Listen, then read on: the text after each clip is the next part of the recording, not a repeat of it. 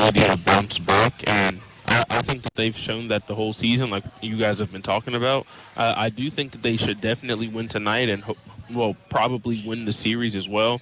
But I think today is when you're really going to see them come out with a fire because of the way they lost last night, and then seeing them kind of celebrate and everything like that. That really sticks with guys like this. Yeah, absolutely. And apologies for our stream. Our little radio turned off before we started. So if you're just now catching our audio, we're talking about Tennessee baseball team, and we're moving on to the softball team because they play their final home series of the weekend or of their season this weekend. Obviously, game 1 against Auburn tonight got postponed due to the weather outside.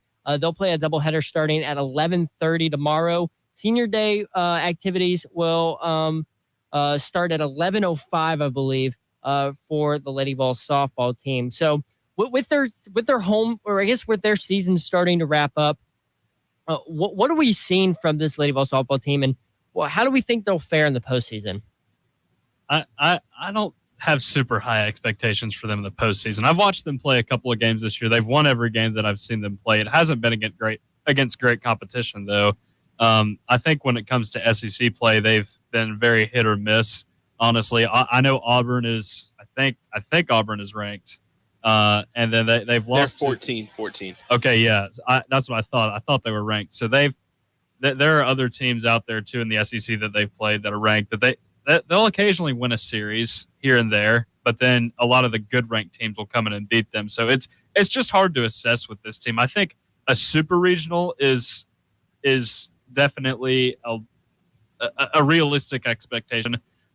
Oklahoma City, though, I don't see it. Yeah, and I mean, if we get to the postseason with this team, it's the kind of team that really needs to start getting hot if they're going to win it. I don't think it's one of those teams where they just have the talent outright to win it. But if they do get hot, I definitely think they have a shot to go pretty far. Yeah, I mean, listen, Tennessee softball team is obviously been pretty good for a while now, and Coach Weekly, obviously not just Karen Weekly. It's no longer Ralph and Karen Weekly. She's had her struggles this season, being by herself, but the softball team's got the talent. I mean, if Ashley Rogers is back to Ashley Rogers status, they obviously have her as a really, really good talent on the mound. They got Erin Edmondson, who's been phenomenal as a grad transfer.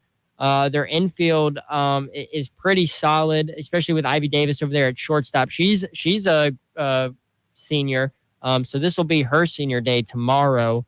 But I feel like this Lady Vol team has all the pieces to be really good. Just things just don't go their way. Yeah, and I will say the big thing is that Ashley Rogers is looking to be back to closer to 100% than she has been for the rest of the season. And then when you look at how many great teams they played at the beginning of the season without their best pitcher, I think that does give them a little bit of hope going forward that if she can play kind of the way that she played last year, that they'll have a chance.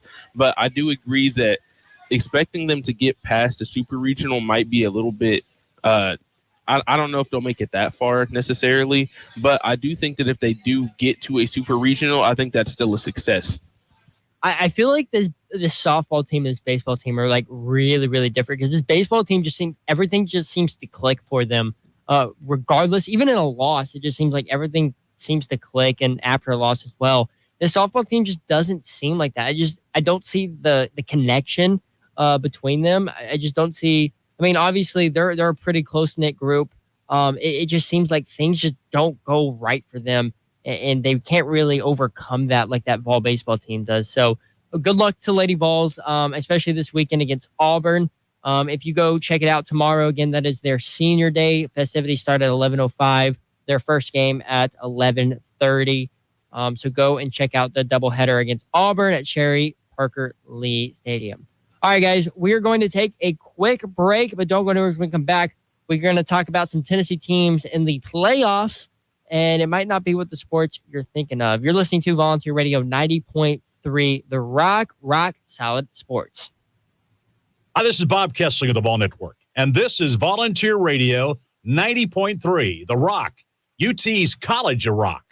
Support for WUTK comes from Fieldhouse Social, the modern sports bar next to campus at University Commons. Fieldhouse Social serves American craft fare such as burgers, wings, and more with high tops around the bar, a separate dining area, and a center lounge with leather chairs and couches in front of their 23-foot LED TV wall for Tennessee and pro sports. Fieldhouse Social has an outdoor patio with trivia twice a week and sponsors Wednesday's Rock Solid Sports. FieldhouseSocial.com. Support to keep WUTK on air comes from listeners and from the UT Athletic Department and the UT Lady Vols softball team, whose home season schedule at Sherry Parker Lee Stadium features games against SEC rivals Texas A&M, Auburn, and others. AllVols.com for Lady Vols softball tickets and more. UT students need a valid UT ID for admission to all home games. WTK's Rock Solid Sports provides UT softball coverage. Volunteer Radio wishes the 2022 Lady Vols softball team good luck as they compete to return to the College Softball World Series.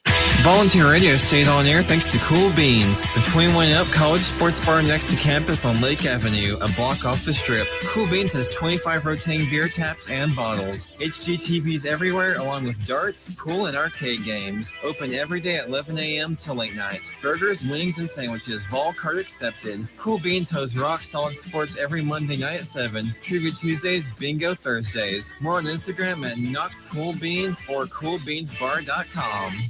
Volunteer Radio remains on the air thanks to support from Tennessee Smokies Baseball, the AA Southern League affiliate of the Chicago Cubs, whose 2022 regular season schedule features 6-game homestands Tuesdays through Sundays at nearby Smokies Stadium in Kodak against the Chattanooga Lookouts, Mississippi Braves, Birmingham Barons, and more. WUTK's Rock Solid Sports will cover Smokies Baseball all season long. SmokiesBaseball.com, and a link is at WUTKRadio.com. Hi, this is Derek and Rob from the Funhouse. It was brought to our attention that our show and the things that we do could be seen as childish and not funny, sophomoric, vapid, stupid, and a complete and utter waste of time. We strive to bring you the most entertaining radio that we're capable of each and every week. So won't you please continue to support us and the station? Tune in every Friday night from 8 to 10 p.m. only on 90.3 The Rock. The Funhouse, syphilis free since 2013. Stop by the Funhouse Friday nights from 8 till 10, only on 90.3 The Rock. Congratulations to Rob and Derek, hosts of the Funhouse, for being voted Knoxville's finest radio personalities in the 2021 Blank Newspaper's Knoxville's Finest Readers Poll. Tune in Friday nights from 8 to 10 and find out why. The Funhouse, brought to you by Raven Records and Rarities, located in Happy Holler. The Rock thanks the Hill Bar and Grill for their support. The Hill on Forest Avenue is open 7 days a week at 11 a.m. until late night for dining indoors or on the expanded patio. The Hill has a variety of appetizers and a full menu of wings, burgers, tacos, and more. The Hill is our Thursday Munchie Madness sponsor and home of Friday's Rock Solid Sports. On Instagram at The Hill Knox. Menu at thehillknox.com. Volunteer Radio remains on the air thanks to listener donations and support from the UT Athletic Department. After making it to Omaha last season, the 2022 baseball fall season begins in February and runs into May, featuring games with SEC rivals South Carolina, Alabama, Georgia, and more at Lindsey Nelson Stadium. Season group and individual game ticket info is at allvols.com. Students need to show their valid UT ID at the gate for entrance. Tune into Rock Solid Sports for UT baseball coverage, and The Rock wishes Coach Vitello and the Baseballs good luck on the diamond this season.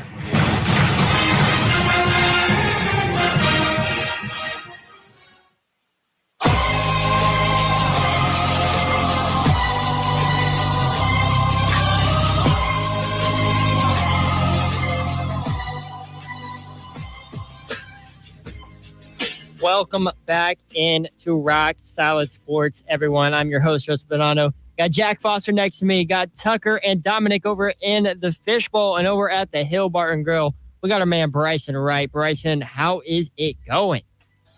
Man, it is still going pretty well over here at the Hill Bar and Grill. We still got a lot of sports on. We got some softball on now as well. So come on down, get some great food, get great drinks, and just have a good time. And, you know, one thing you can watch tonight is the NBA playoffs. And there's one Tennessee team in the NBA playoffs, the Memphis Grizzlies, who are kind of taking the internet by storm, especially with some of the players they got. One pretty, I guess, kind of well-known guy. His name might be John Morant or something like that. Never heard of him. Yeah, never heard of him. Just casually dropped 47 on the Warriors the other night. So, and I guess I could kick it over to our NBA guy and our Memphis Grizzlies guy, Bryson. What have you seen from the Grizzlies in these playoffs so far, and how far do you think they can go? Well, what we've seen from the Grizzlies in the playoffs is, well, honestly, I don't think they've played their best. I mean, especially when you look at that Timberwolves series, they really should have lost a couple of those games that they ended up coming back and winning in. But in this series so far, in both of the first two games, I think both of these teams could look and say, we're a couple plays from being up 2-0. For the Grizzlies, you can look at maybe if Ja Morant hits that layup, you can go up 2-0. There's a whole different kind of feel to the series. But all in all, I think that they're in a solid position.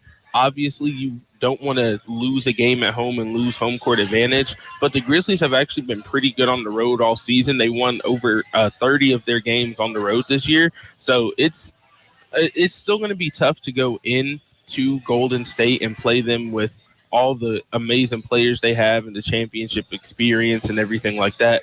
But I do think that they're built for it. You saw the way that Ja Morant played in the last game. I do think that he's going to play just as great on the road. He's had actually success with playing at the Golden State Warriors arena last year in the play-in game where he had 35 points and sent the Warriors home. So I do think that he's ready for the challenge. I think the entire team believes that they can beat the Warriors, even though a lot of people outside of the team and the fan base really don't seem like they're giving the Grizzlies as much of a chance as maybe I think they should going into it. But I do think that the Grizzlies themselves know that they can do it. And I think if they play up to their best standard, they can beat anybody in the NBA.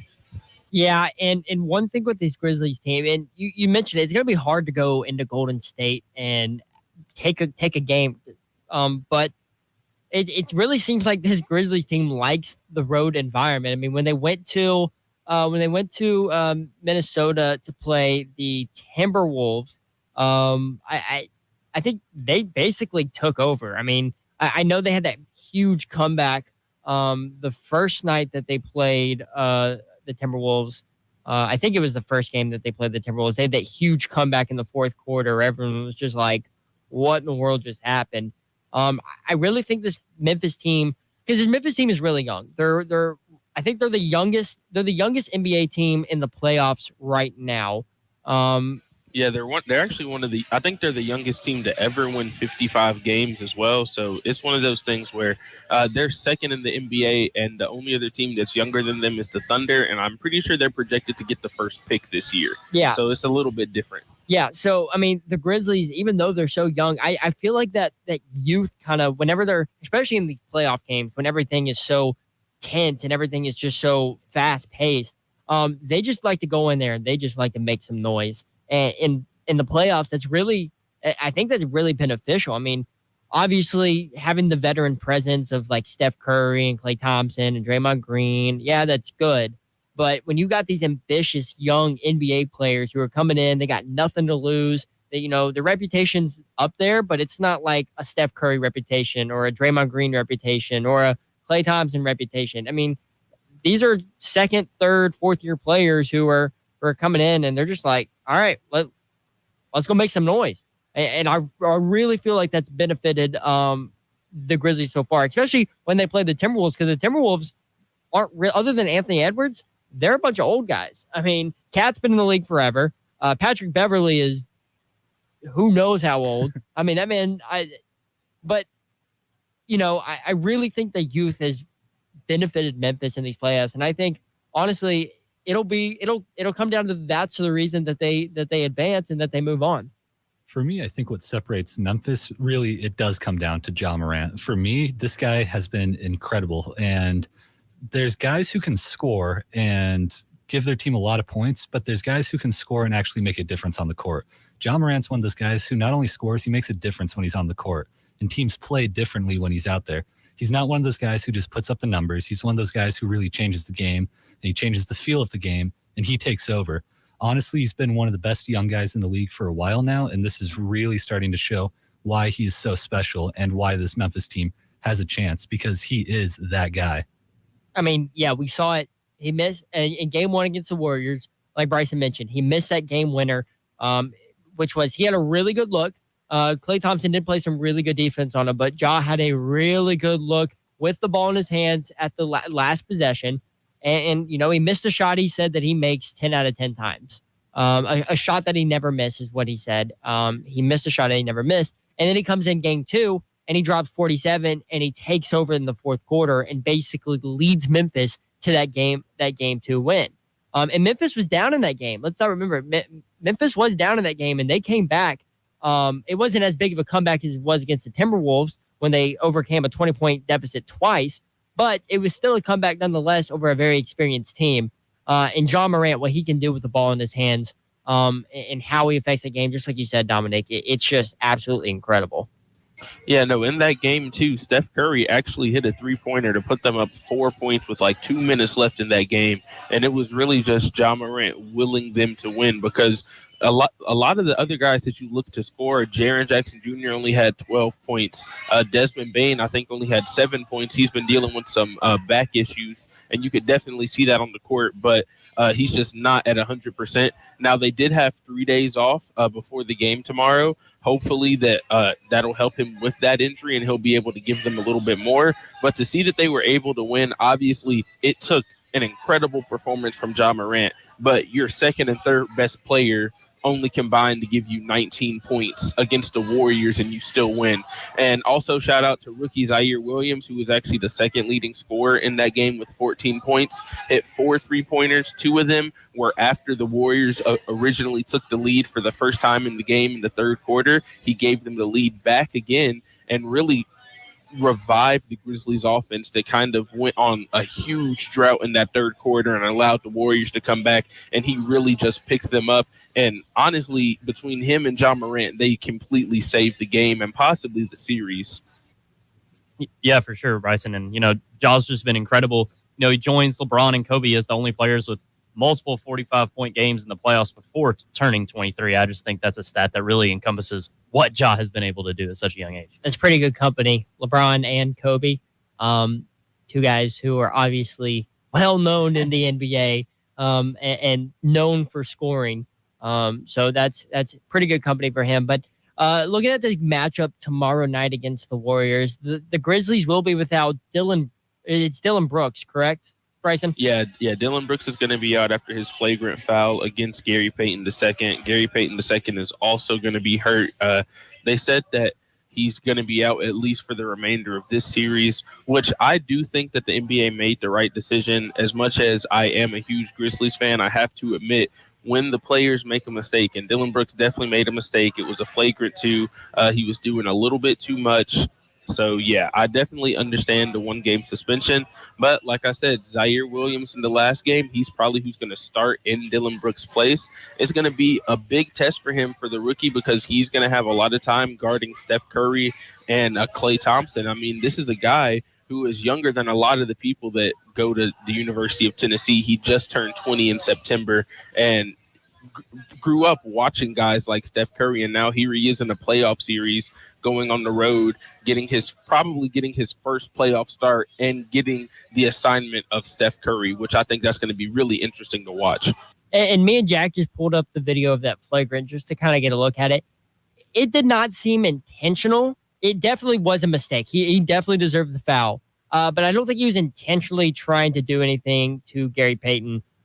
He just swung. He literally was just trying to make a play, and he just swung when he shouldn't have. He honestly probably should have just let Gary Payton put the ball up with the layup. But yeah, you know what? It's part of the game. You make a mistake, you pay for it. Not often do we see. Sometimes we see situations where there's some wrongdoing in an NBA game that's not really fixed or disciplined correctly. But I agree with you, Bryson. I think this is proper for Dylan Brooks. Yeah, I don't think he meant to hurt him, obviously, but whenever a guy gets hurt when he's in the air like that, this is a way the NBA kind of sends a message that this is not what they want. Because imagine if that's any other player, if they let Dylan Brooks get away with it and he doesn't get suspended, and then there's another guy later, and it's like, well, Dylan Brooks didn't get suspended for it, so I can go up on this guy and maybe get another guy injured. So I do understand why they gave him that suspension. Yep, fair enough.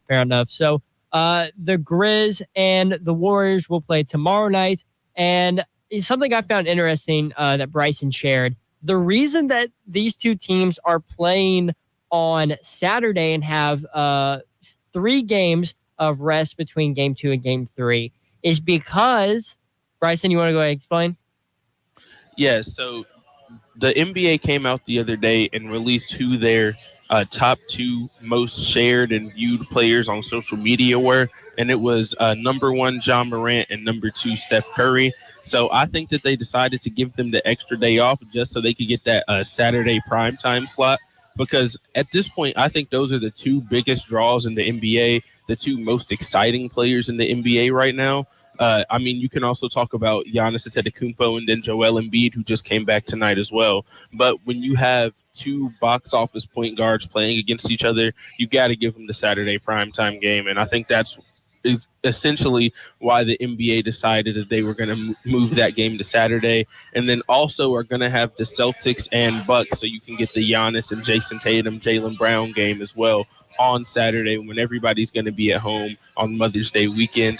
So I do think that was part of their reasoning, but you never know. I don't know. I do think the scheduling was a little interesting because the teams that are playing tonight only got 1 day off and the teams that are playing tomorrow got 3 days off. But I do think they're going to make up for it later because the Grizzlies and Warriors are basically going to be playing every other day for the rest of the series. Absolutely. And that game 3 should be something to watch. I feel like this entire series is going to be good. I think it's going to go to 7 games, which I think is good. But the reason I found that interesting is just how big social media influences scheduling of these games. I mean, that is crazy. Wild to me. But Bryson, you mentioned Boston, and they're obviously in the playoffs. They're probably the best defensive team in the league, and they're showing it in these playoffs. But there's one guy on that Boston team that we may all know, we may all love, and that is our hearts. Yeah, that man is Mr. Grant Williams, who's had a phenomenal postseason. He dropped a career high 21 points on 6 of 9 from 3 in game 2 against the Bucks, and he locked down Giannis a couple times. Yeah, sorry, go ahead, Bryson. No, I was just going to say, whenever you have back-to-back series and you get the Kevin Durant assignment and succeed, and then you get the Giannis Antetokounmpo assignment and succeed, the fact that he even scored 21 points while playing his good defense, like, even if he had scored 0 points in that game, he would have had an insane effect on the game. The fact that he was so productive on the offensive end is really just a plus for that Celtics team. And I think that's why it's been impossible for them to keep him out of the lineup. And you can really see the way that he has changed his game to fit the NBA more. He's focused more on his outside shot and his defense, because those are the 2 things that they need the most. But his size is also still helping him, even though he might not be going in the post like he did when he was at Tennessee. He's using it more on the defensive end, where he's playing power forward and even center at times because of the small ball lineups that you see in the NBA today. Can you imagine being a second-year player coming off the bench in the playoffs, and your assignments are Kevin Durant in one series, and then the next series it's Giannis and Giannis. I'm not even going to try his last name. Yeah, I can't pronounce his last name. But can you imagine if you're a second-year player, it's second year, right? No, third year. He was drafted in 2019. So third-year player, you come off the bench in the playoffs, and those are your 2 assignments in back-to-back series, and you handle it. Not only handle it, but you lock them down, and you're a walking bucket on the offensive side of the ball. I mean, I don't think I've ever that's impressive. I don't know if the Tennessee Volunteers has ever had a basketball player be able to do something like that, or at least not in a long time, at least. Just to play that complete for 2 series so far in the playoffs. Yeah, and he's helping Boston, like you said, become one of the best defensive teams in the NBA, and they're showing it right now. Beat the Bucks by 23 in game 2. They're going to keep on rolling. Yeah, I mean it is impressive, and I think me and Jack are kind of on the same page. We both think that Boston is going to go all the way, especially with Joel Embiid out for however long he is. Well, he actually came back tonight. He's back. Yeah, and the Sixers are up on the Heat, so his effect is 8 already... points, and it's early. Yeah. Well, we'll see. And they're still down 2-0. But Joel's not going to be 100%.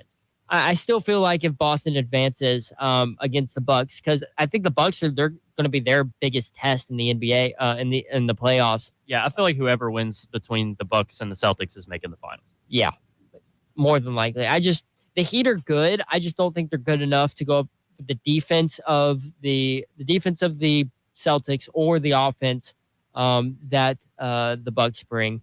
I will say that the Miami Heat, if they played the Bucks or the Celtics, that would be an insane defensive series because those are all teams that play really great defense. Yeah. And then I agree with what you guys are saying about Boston. I do think that if Chris Middleton was back, I would lean more towards the Milwaukee Bucks to come out of it, just because when you have Giannis Antetokounmpo, that already puts you so far ahead of most of the other teams. But I do think when you look at the team defense that the Celtics kind of play, I mean, Giannis is going to get his regardless. He's going to have 30 points probably every night. But if you don't have anybody else scoring and you're missing Chris Middleton, who they go to a lot down the stretch of playoff games because he's a little bit more versatile from the outside than Giannis is, I think that's going to be really important. That's going to be a big loss for them. And I think that's going to help the Celtics a lot. So I would lean toward the Celtics in this series. And I do think the Heat are probably going to win this series. I don't know. Joel Embiid coming back does change it a lot. Like you said, he might not be 100%, but I do still think Miami has enough to beat them, even with Joel Embiid. Yeah, absolutely. And man, I feel like this is one of the best. I feel like matchup playoffs we've seen. Like some of the matchups we've seen, like in these playoffs, have been phenomenal, and they're only set to get better. I mean, with the Heat, Sixers, Bucks, and Celtics, like any combination of those four teams are going to be electric. The next round. The only series I feel like is getting out of hand is the Suns and the Mavs. They just can't handle DeAndre. Luka can't do it by himself. Yeah, I mean, as good he's as the best player on the court. As good as he is, Luka cannot do it by himself, and he can't do it on defense. I think that was a problem. He gets last gassed night. so much too because he's doing everything on offense, and then he's having to turn around and play defense. As well. But we will continue to update you guys as the NBA playoffs go along.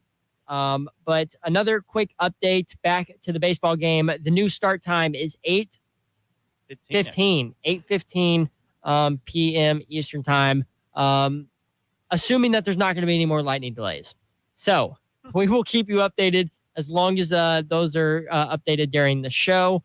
And right now, we're going to take a quick break. When we come back, I'm going to tell you about how bad the Preds are playing in the playoffs and how they're about to get swept by the Avalanche. We'll be right back on Rock Solid Sports.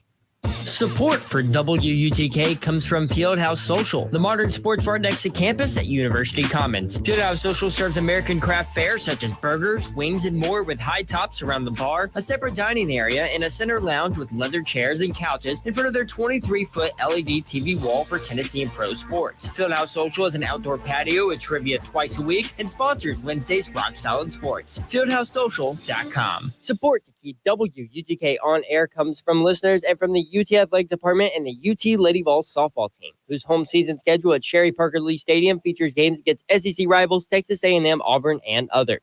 AllVols.com for Lady Vols softball tickets and more. UT students need a valid UT ID for admission to all home games.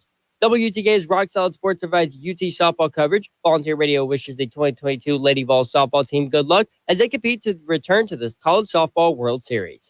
Volunteer Radio stays on air thanks to Cool Beans, the 21-up college sports bar next to campus on Lake Avenue, a block off the strip. Cool Beans has 25 rotating beer taps and bottles. HGTVs everywhere, along with darts, pool, and arcade games. Open every day at 11 a.m. to late night. Burgers, wings, and sandwiches, Vol card accepted. Cool Beans hosts Rock Solid Sports every Monday night at 7. Trivia Tuesdays, Bingo Thursdays. More on Instagram at Knox Cool Beans or CoolBeansBar.com.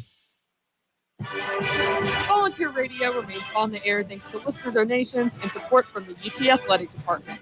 After making it to Omaha last season, the 2022 baseball ball season begins in February and runs into May, featuring games with SEC rivals South Carolina, Alabama, Georgia, and more at Lindsey Nelson Stadium.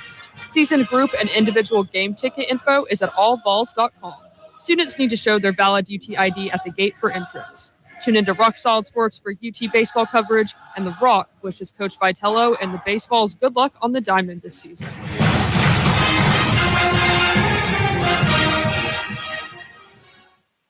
The Rock thanks the Hill Bar and Grill for their support. The Hill on Forest Avenue is open 7 days a week at 11 a.m. until late night for dining indoors or on the expanded patio. The Hill has a variety of appetizers and a full menu of wings, burgers, tacos, and more. The Hill is our Thursday Munchie Madness sponsor and home of Friday's Rock Solid Sports. On Instagram at The Hill Knox. Menu at thehillknox.com.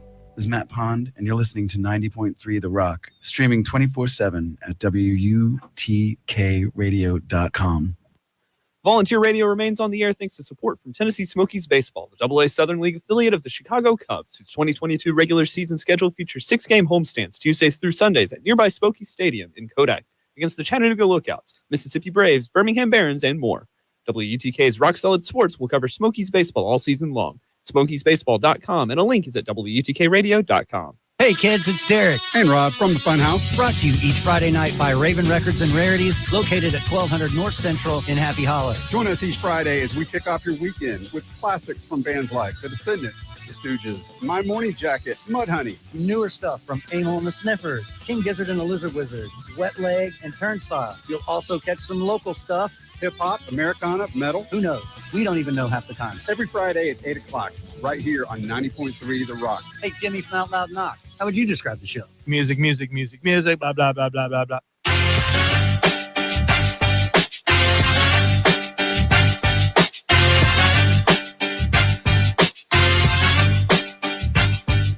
Welcome back, everybody, to Rock Solid Sports. I'm your host, Joseph Bonanno. We got Jack Foster next to me, Tucker Harlan, Dominic Thorngood over in the Fishbowl and over at the lovely Hill Bar and Grill. We got our man Bryson Wright. Bryson, how is the Hill looking tonight?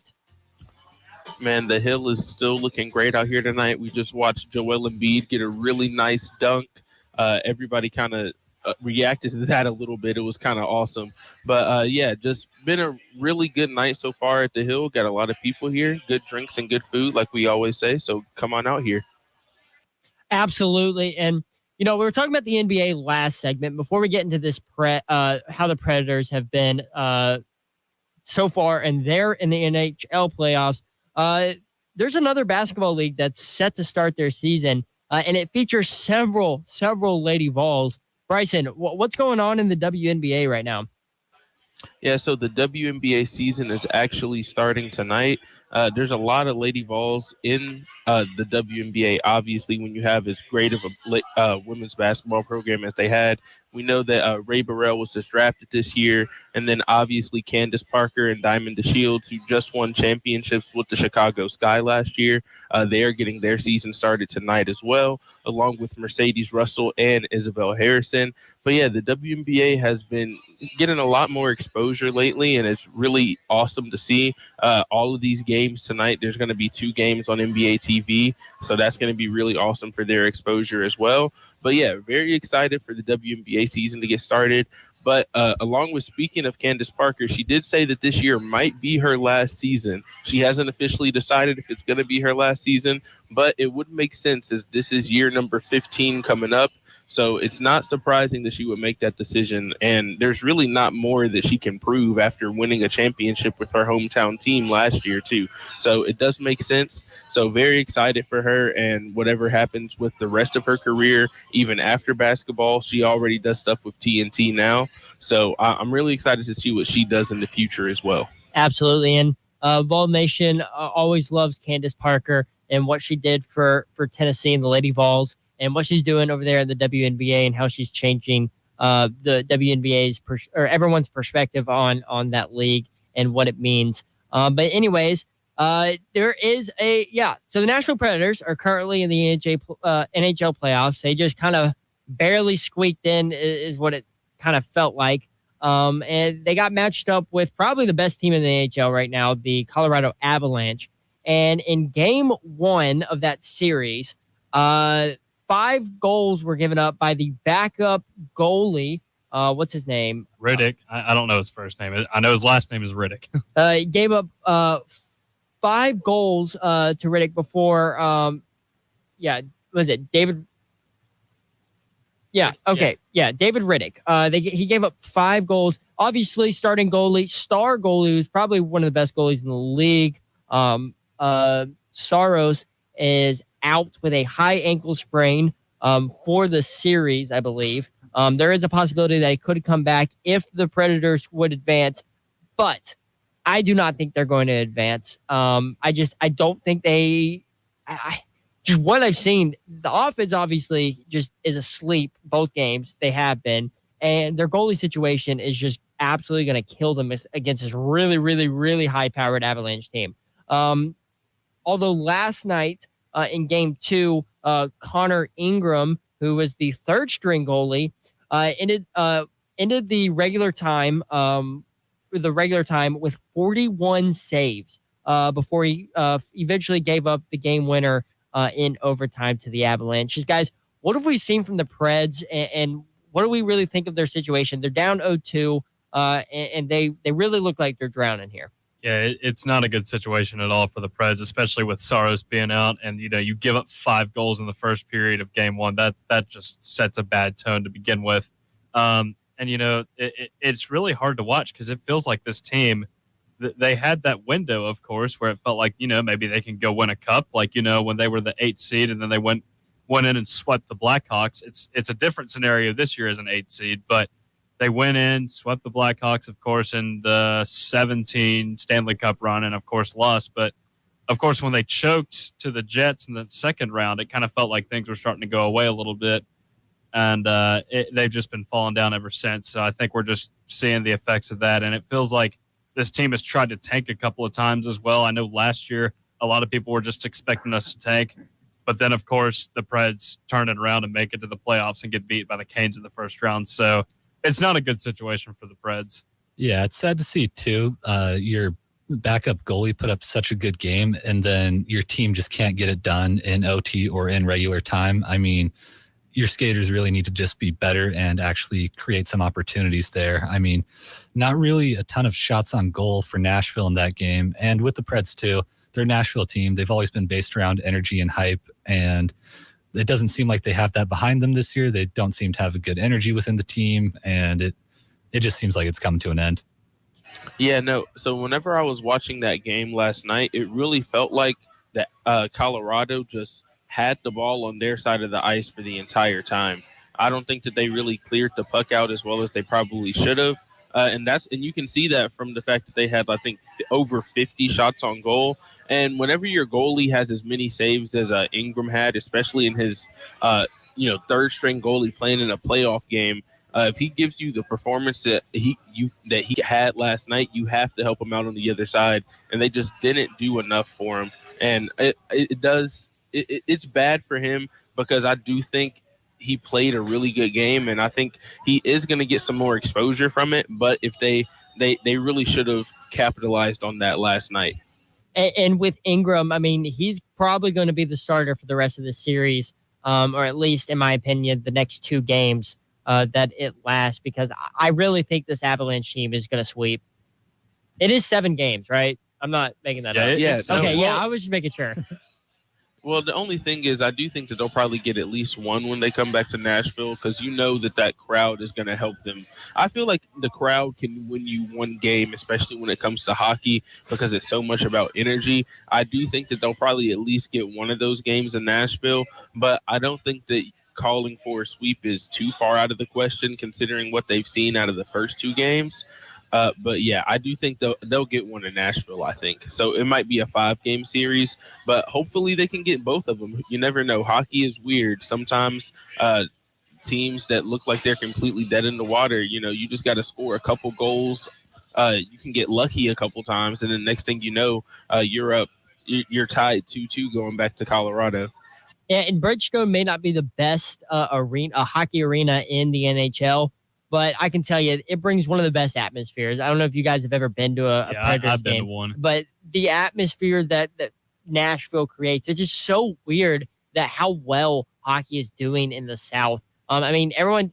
I don't think a single soul when the Predators were formed and they were brought to Nashville, I don't think a single soul believed that they would get a ton of support. I mean, obviously someone did to bring them to Nashville, But I just don't think people in this area really felt like, oh yeah, this is going to be a team we're going to be cheering for in the playoffs for years to come. And then all of a sudden, after that 2016 run to the Stanley Cup Finals, they've just absolutely created a following. And so, who knows? Maybe Game 3 being down 0-2, they got nothing to lose. Obviously, they're playing their third string goalie, nothing to lose. The energy they might be able to feed off that. They might be able to steal a game. From what I've seen on how they've played over these first 2 games of the series, I really, it's hard to believe that they're going to take one. But again, you never know. Oh yeah, I agree, Joseph. Not the biggest hockey guy, but maybe the Preds can get one at home. Who do you guys think's going all the way?